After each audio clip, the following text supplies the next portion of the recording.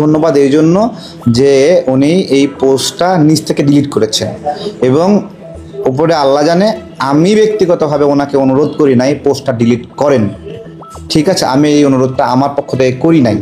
আমি একটু বলি, ঠিক আছে? মূল বিষয় কি, তারেক ভাই খুব সহজ সরল মানুষ, তারেক ভাই খুব সাদা সিধা একটা স্বচ্ছ মানুষ, যেরকম মানুষগুলোরই আসলে রাজনীতিতে আসার কথা ছিল। এখন তারেক ভাই যেহেতু ডক্টর ইউনূসের বিপক্ষে, মানে বিপক্ষে বলবো না, সমালোচনা করছেন, যেটা নাকি বর্তমানে পিনাকি ভট্টাচার্য এবং ইলিয়াস হোসেনের কথাবার্তার সঙ্গে ঠিক এক লাইনে যাচ্ছিল না, এটা হলো মূল কথা। তারপরে জামাতের ইস্যুতেও তো একটা অবস্থান থাকে, মানে যখন ভালো সেটাকে ভালো বলা, যখন যেটা অন্যায্য তখন সেটাকে বলা যেটা অন্যায্য। তো সেইখান থেকে একটা কনফ্লিক্ট হয়েছে। আমাদের দলের ভেতরেও কিছু মানুষ থাকতে পারেন যারা এটা পছন্দ করেন নাই, আমাদের দলের ভিতরেও থাকতে পারে ওনারাও একটু অপছন্দ করছেন, সব কিছু মিলে একটা বহিঃপ্রকাশ এসছে ইলিয়াস হোসেন ভাইয়ের পোস্টে। কিন্তু ক্ষতিটা অবশ্যই আমার তো একটা ক্ষতি হয়েছেই, উনি যে ক্ষতিটা করেছেন এটা তো আর রিভার্স করা যাবে না।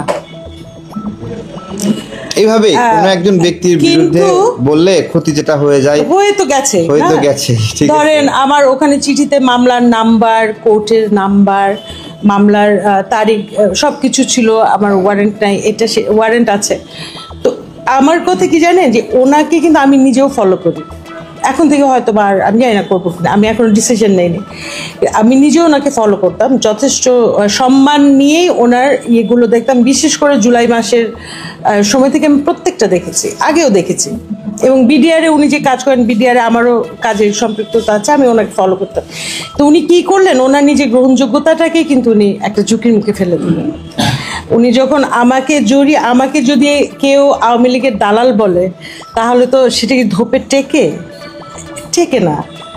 তাহলে আমাকে যদি বলে, তারেক ভাইকে যদি বলেন যে তারেক ভাই টাকা নিয়েছে, এটা কি ধোপে টিকবে না। তাহলে কি করলেন, উনি নিজের গ্রহণযোগ্যতা, নিজের যে একটা ওয়েট ছিল, একটা ভার ছিল, ওনার মুখের জবানের কথাটা, ওনার লেখাটার যে একটা মানে ইয়ে ছিল, সত্যতা বা একটা ভার ছিল, সেটা উনি নষ্ট করলেন না। এই জন্য আমি ওনাকে কি বলেছি জানেন, আমি ওনাকে বলেছি, ভাই আপনার সোর্স খুব খারাপ, এই সোর্স নিয়ে আপনি কাজ করেন না।